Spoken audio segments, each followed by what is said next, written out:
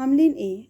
اينما وجد المصريين وجد الاكل. احنا اهم حاجه في حياتنا يا جماعه الاكل. بصوا، ما بنعرفش نعيش غير من غير الاكل بصراحه يعني. النهارده هعمل طواجن مكرونه بشاميل. تمام. آه الفيديو ده عملته في الشتاء. بصوا، طبعا المكرونه في ناس كتير قوي قوي قوي ما بتحبش، او بتقول ان صعب قوي عمايلها. انا الحمد لله من الناس اللي عمايلها ما اعرفش، ما بتاخدش معايا يعني مش عارفه، مش بحسها ربكه او حاجه. يعني في ناس كبار كبار في السن وما شاء الله طبخهم حلو وكل حاجه، بس يعني كانوا بيقولوا لي لا المكرونه بشاميل دي صعبه ليه بتعملي. لا انا طبعا بعملها بسهوله جدا، تبقى افضل حاجه في العزومه بالنسبه لي واسهل حاجه. طبعا ممكن نحضرها من قبلها بليله، مفيش مشكله خالص، بس المهم ان احنا يعني تجهيزها ما بياخدش حاجه. يعني هي ليها 3 خطوات. ان احنا بنعمل اللحمه المفرومه. آه، بعصجها ببصلايه واعملها. فاهمين؟ بحاول الفتره دي ان انا اقلل السمنه على قد ما اقدر. فاهمين؟ علشان خاطر انا بعمل رجيم، والحمد لله جايب معايا نتيجة حلوة جدا.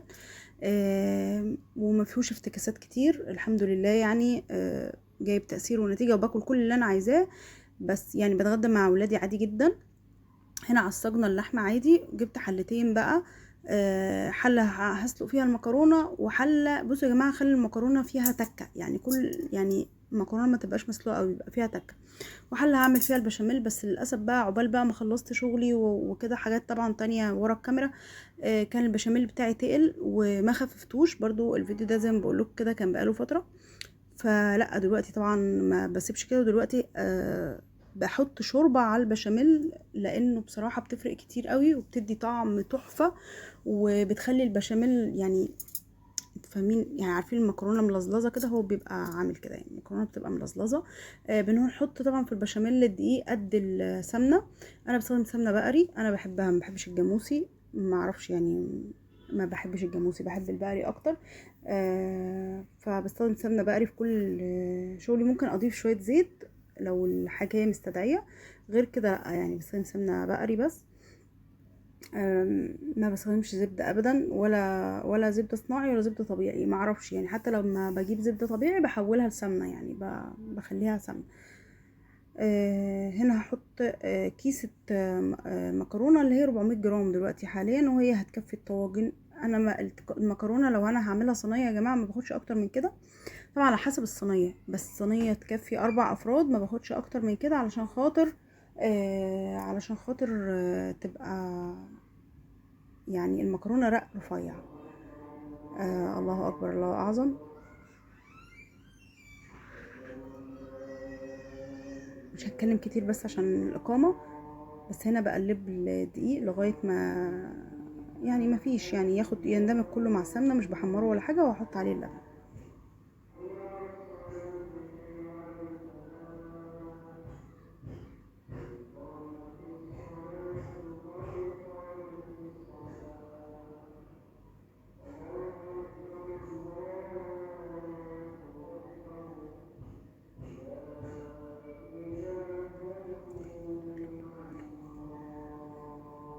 بس زي ما انتم شايفين كده، بس بحاول ان انا اقلب. بصوا انا بستخدم اللبن العلب لما بنشرب لبن، بنعمل شاي بلبن، بعمل عيال حاجه كاكاو كده يعني. آه او في الوصفات المعجنات ممكن استخدم لبن عادي، بس لو في اكله زي بشاميل او رز معمر لا بستخدم اللبن السايب. بيبقى طبعا مهما كان ان اللبن العلب بيبقى مش كامل الدسم، فما بستخدمش. بجيب من حد انا عارفاه طبعا وحد محترم يعني. آه بس ما بستخدمش نهائي اللبن العنب. طبعا ايه بحط هنا الجبن. طبعا كل واحد يعني ممكن تعملي كده او ممكن لا. وبحط بيضة على الوش، يعني على حسب برضو كل مرة بغير، ما فيش مشكلة. بحط ملح وفلفل بس. تمام. أكلة بسيطة جدا يا جماعة والله، ما بتاخدش وقت خالص. ساعات بضيف مع طماطمتين كده معصورين على المكرونه، وساعات لا. ادي البيضه ضربتها بس عشان ما تعملش، ما تكتولش جوه البشاميل. واول ما البشاميل بيتقل بحطها. لحد هنا القوام حلو جدا، والقوام تحفه، ومفروض نقفل على كده وتمام ويفضل كده. بس للاسف طبعا القوام بيتقل بعديها بفترة، وانا سبتها فترة يعني، ما علينا. بس كله ماشي، كله شغال يعني. طبعا انتوا لما بتضيفوا الجبن وحاجات كده انصحكم بس ما تحطوش اي حاجة الا جوه البشاميل، يعني بلاش حتى الموتزاريلا تبقى بره، فاهمين؟ لا، كله جوه جوه البشاميل بتبقى الطف، بيبقى اجمل، بتدي طعم احلى. تمام كده. بحط بس في القاع كده مغرفة، بس يعني اللي هو معرفش هعمل ايه، بس ان انا هحط يعني هحط بقى الحاجات فوق بعضيها، هي ليها اسم على فكرة بس انا مش عارفة ايه الاسم.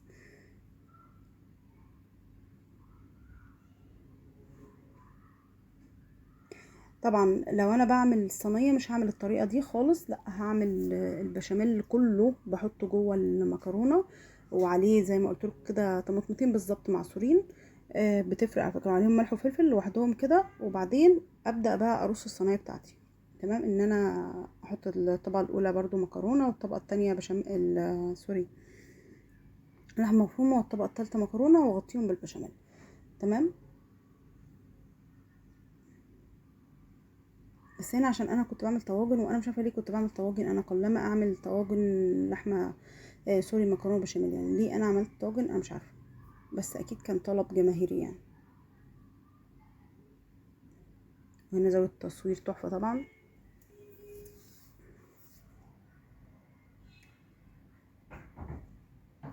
بتعملوا ايه في الشتاء؟ بتعملوا ايه في المدارس؟ بجد بتعملوا ايه لما الدراسه الجميله تيجي عليكم؟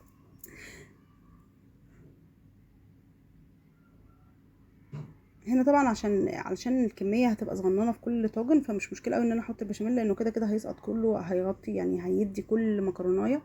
بس في العادي انا ما بعملش الطريقه دي، بس هنا كان تغيير في الاغلب. ايه السبب؟ ممكن كان اللحمه المفرومه قليله معايا، ممكن يعني، ممكن ده السبب. بس وهنحط على الجهه التانية، وهندخلهم الفرن بقى ونشوف ورانا ايه. بس رجعت لكم تاني بس علشان خاطر ايه، في حد كان جاي لنا شوف العداد بتاع النور. المهم، مفيش حاجه فاتت يعني، هخلص بقى الحاجات دي وبقول لكم هشوف اللي ورايا، علشان بيبقى ورانا بقى مواعين. طبعا هي الاكله دي فيها مواعين شويه او فيها كذا حله، بس انا والله مش بحسها صعبه قوي يعني، زي ما انا يعني معرفش، بحسها سهله بالنسبه لي. زي ما قلت لكم البشاميل تقل معايا شويه، البشاميل المفروض يكون اخف من كده. هي بس ممكن الطبقه الاخيره دي هو اللي بيبقى حلو ان هو يبقى تقيل، لكن كله المفروض يبقى، هو زي ما بقول لكم اهي المواعين كلها مش كتير قوي يعني، حبه صغيرين.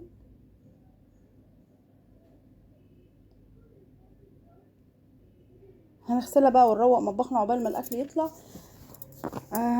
انا كنت بسألكم بتعملوا ايه في الشتاء؟ بتعملوا ايه في المدارس يا جماعة؟ والله انا احلى وقت بالنسبة لي لما الولاد تنام، ولما ينزلوا المدرسة. بجد بحس براحة، بحس ان انا لوحدي في البيت كده ومبسوطة جدا جدا جدا. يا حبذا لو جوزي مسافر الشغل، يا مش عارفة اقول لكم، الحياة بتبقى وردي. بحس ان انا رايقة كده، بحس ان انا بعرف اعمل اي حاجة انا عايزاها، بعرف اخلص اللي ورايا، بعرف معرفش يعني، دايما بحب قوي الفترة دي.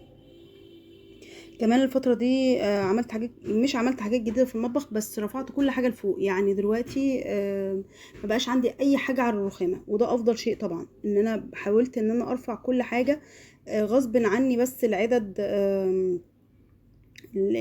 زي مثلا سوري، زي الفرن او الميكروويف، فرن الكهرباء او الميكروويف، غصب عني ان هما موجودين على الرخامة. لكن ويعني في ممكن تعديل كده ان شاء الله كمان شوية كده، لو كده هحاول ارفعهم جنب بعض كده في علبة مخصصة ليهم، لان بصراحة احلى حاجة الرخامات تبقى فاضية، احلى حاجة. سيبكوا بقى يعني، ممكن برضو الاير فراير برضو عائق، مش عارفة يعني. حتى السندوتش ميكر رفعته فوق يعني. انا بصراحة بكره العدد اللي على المطبخ دي كره كره كره جامد جدا جدا بصراحة يعني كنت الفترة دي كمان بحط حاجات بقى، وعلب بالشاي لا لا، كل ده رفعته وعرفت اديله اماكن، بحيث ان محتاجش نهائي ان انا يبقى في حاجه خالص، وفي نفس الوقت في متناول ايدي، لان انا صنونه شويه زي ما انتم شايفين كده. فبحس ان انا كل حاجه لازم تبقى في متناول ايدي علشان خاطر ما تبقاش صعبه يعني، ولا اطلع سلم بقى كل ما يعني مش هستخدم السلم ده، تقيل عليا اساسا ان انا اوديه واجيبه. فبحطهم كلهم جنبي كده ونبقى زي الفل يعني.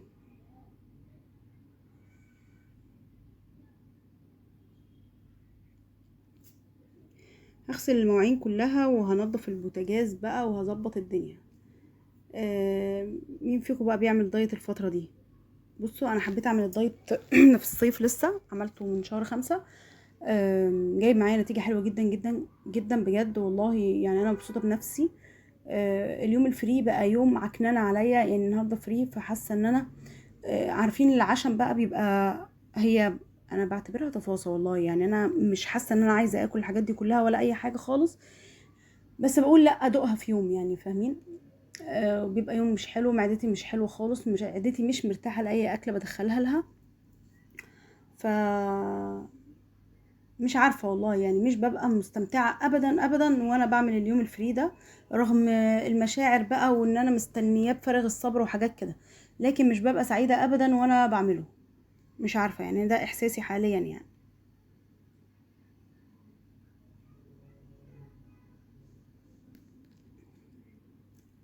كل اللي انا بعمله ان انا بفطر بالكابوتشي او الخس، او بفلفل رومي زي اللي متواجد. باكل بروتين الصبح، فول، بيض، يعني انا بعتمد على البيض شويه لان بحبه اكتر من اي حاجه، بس اللي ما عندوش ياكل بيض، ياكل عدس مطبوخ بطريقه الفول. آم، اي بروتين، في ناس تحب الجبنه القريش، يعني اي حاجه تخليكي عندك صمود لفتره. بس وبتغدى غدا عادي بصراحه يا جماعه، معدتك بتبدا تكش لوحدها، يعني معدتك ممكن بعد الفطار بس اشرب، شلت السكر طبعا. كنت باكل ثمرة فاكهة بعد الفطار وبعد الغداء، الاسبوع ده انا موقفة فاكهة تماما. والمقاومة الانسولين، اللي عنده مقاومة انسولين او كده بيجيب تأثير اقوى لما توقفي فاكهة. الغداء انا بفطر بتغدى يا جماعة عادي، يعني بتغدى لو في رز لو في مكرونة باكل يعني علشان احس. وفي ايام منعت فيها النشويات، بس مش حاسه بفرق كبير يعني، انا حسيت ان انا كده تمام جدا، بس ممكن لازم تغيري بعد كده، بقضي صيام متقطع لغايه الصبح بعد الغداء.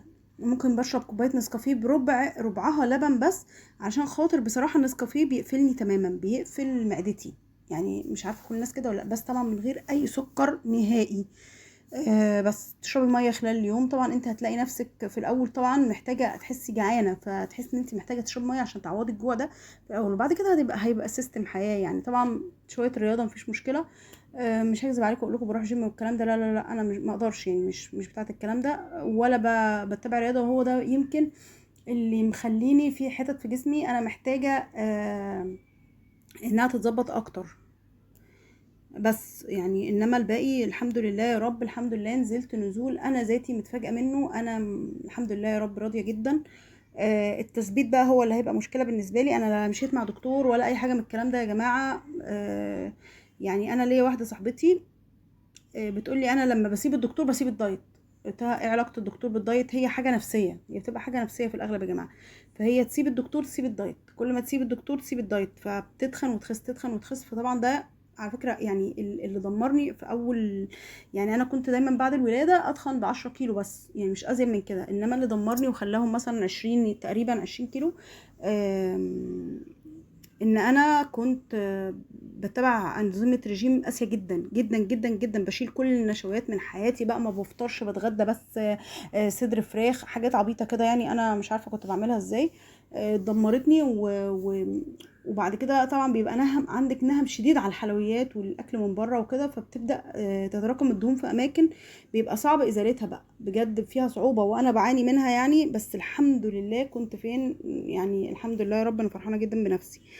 بس يعني نضفنا الدنيا، بصوا علشان تبقوا رايقين وانتوا كده بتخلصوا نضفوا، فاهمين؟ عشان خاطر تحسوا ان الدنيا ايه او المطبخ بيلمع. الحمد لله. بس خلاص خلصنا بقى، اكلتنا بصوا يا المتواضعه جماعة النهارده، مكنتش استووا، عامله بصراحة بانيه كان جنب طعمهم الاكل، تحفة تحفة قلت يا يعني، جماعه ما دوت كانش منهم موجود، طعمهم جميل يعني جدا. لو موجود ما كانش بالهنا هعمل والشفا هذا طبعا على الحفل قلبه الكبير ده، وعلى لاولادي قلب الاثنين اخوه. بس. وكل اللي كل منه، وبحبكم جدا. وما تنسونيش بقى في اللايك والشير والسبسكرايب. عايزه اوصل القناه يا جماعه ل 15,000. انا مش طماعه، يعني حاسه ان الاقبال ضعيف شويه كده، يعني خلوا نفسي تتفتح كده ان انا اعمل فيديوهات كتير وسعيده بكل كومنت بيجيلي بجد. ومش عارفه اقول لكم يعني قد ايه والله محتاجه فعلا دعمكم نفسيا. يعني الواحد بيفرح قوي لما بيلاقي اقبال على الفيديوهات بتاعته، او ان تعبه حد حاسس بيه يعني. دمتم في رعايه الله بقى، وعايزه اقول لكم سلام. في اللايك والشير. سلام.